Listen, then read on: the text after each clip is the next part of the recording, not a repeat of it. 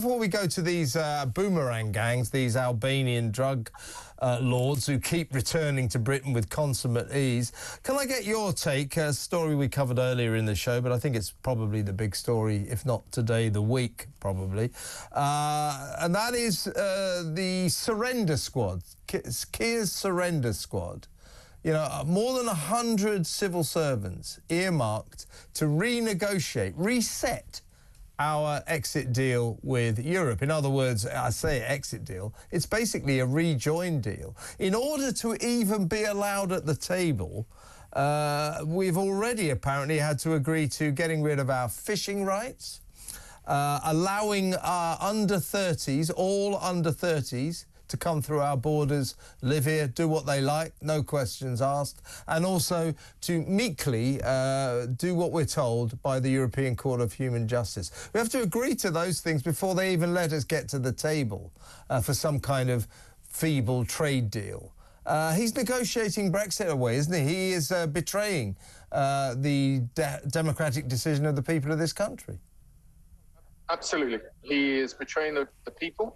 He is being dishonest, and he will break his manifesto pledge by doing so, because not only has he now decided that he is going to damage the farmers who were supposed to have voted for Brexit, he's also decided to hurt the pensioners who are allegedly the majority who will vote for Brexit. He's going to destroy the fisheries, who are also supposedly alleged to vote en masse for Brexit too. It seems that he is picking out individuals and groups of people that voted for Brexit and punishing them in the worst way. But even the fine details, Kevin, of this alleged leaked letter that came out from the Telegraph showed that in the negotiating element for those between the ages of 18 and 30, given the freedom of movement, you're quite right that anyone can come to this country, including those so far not made clear that those claiming asylum or just recently asylum can't come.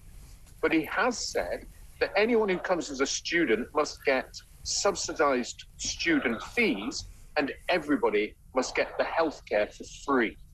Now, isn't that a massive burden that we've already got when our healthcare is under huge pressure, and that we're having our taxes raised to try and help the NHS?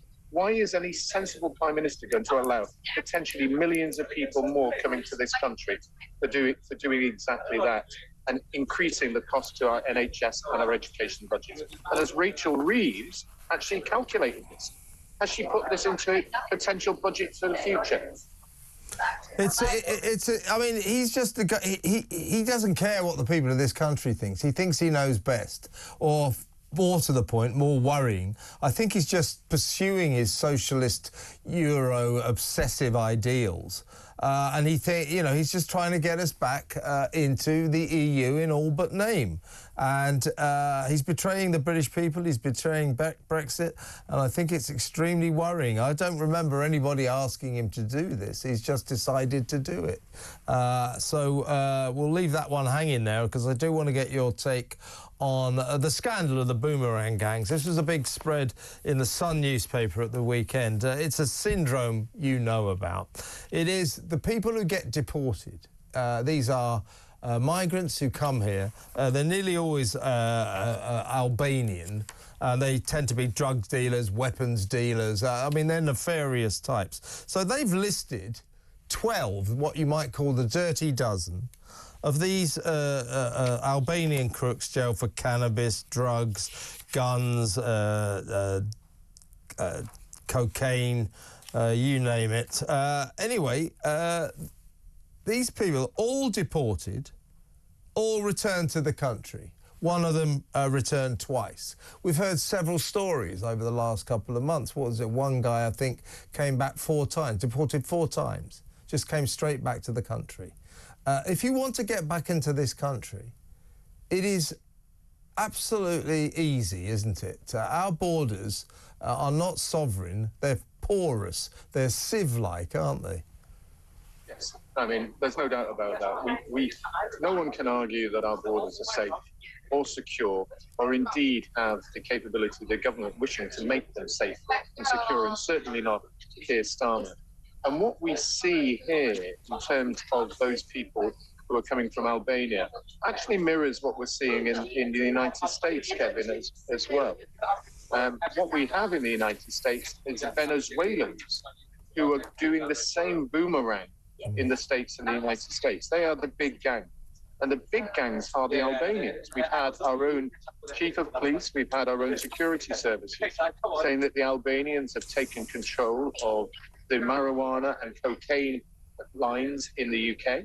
You've seen them heading up the stealing and theft in large masses of the top-end cars, and they're very, very active in the sex trade.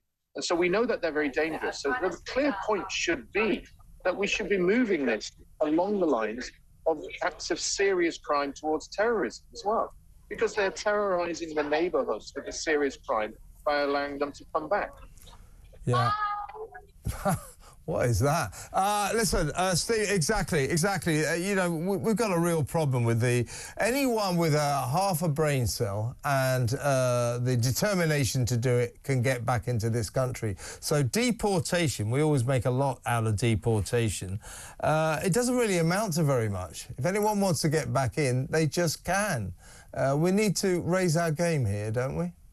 Oh, hugely so. I mean, this is almost embarrassing for ourselves as a nation to be able to say that an island that has supposedly be able to secure our borders, but certainly was able to put up a really decent blockage of that, whilst I'm getting interference around me at the moment, Kevin. So I think there's a lot of people screaming and shouting all of a sudden. Yeah, I know, I can hear them. I can hear them. Listen, Stephen, I think we've covered a lot of ground and the noise is getting too oppressive. So really good to talk to you.